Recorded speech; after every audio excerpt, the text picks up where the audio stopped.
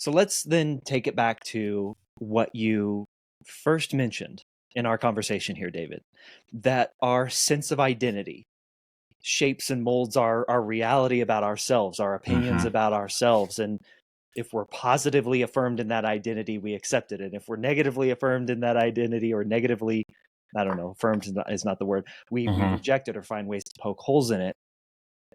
I guess the question, the follow-up question to that, Yeah. David, is why does that feel then ultimately so dangerous?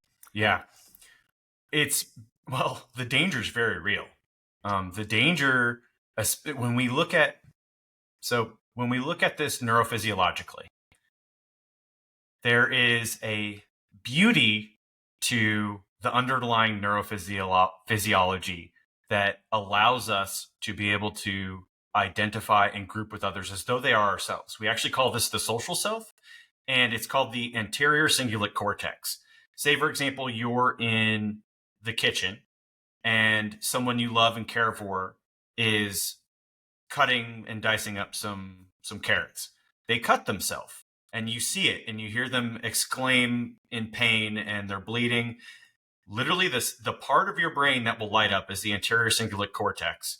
And it is the thing that makes it to where you feel their pain. You're literally feeling their pain. And here's the crux of it. Identity is at the core of this, because if a stranger did this, the ACC wouldn't light up. So this isn't really, it's not even a moral problem. It's actually an energy problem. It's how do humans know who to invest their energy into? And the way that evolution solved this problem was by literally not distinguishing between yourself and the social other, the social self. So those individuals in your group who you identify with. Right. And so the trick is figuring out ways to almost self-diagnose to what extent this is happening in your own life, and even on perhaps the more larger societal scale, the tribal scale. So I have a couple different self-diagnostics that in the final chapter of the book I go through to help measure your own tribalism.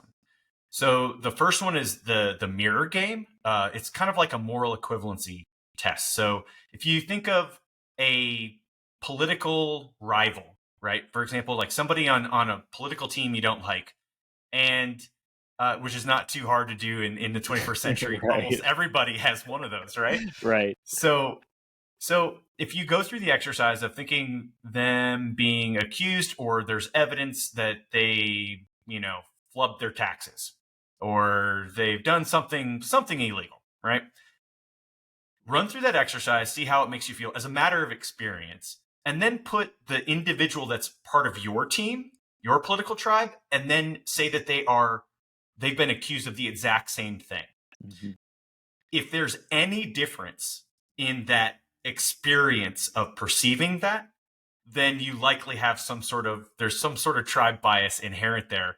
The way they've done this in scientific studies per year in 2022 showed that correcting for basic morality bias, this is the bias that I'm talking about.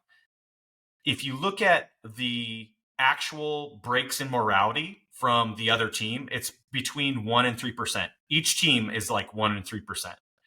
But the perceived morality of the out group from your in group, you perceive that they break moral social norms 10 to 30%. So it's actually an order of magnitude. We think the other team is so bad that they're an order of magnitude worse morally, when empirically, although depending on what you're talking about, there's like little between conservatives and liberals, there are small but subtle differences in the way they perceive morality, but it's nowhere near the way we perceive their moral differences.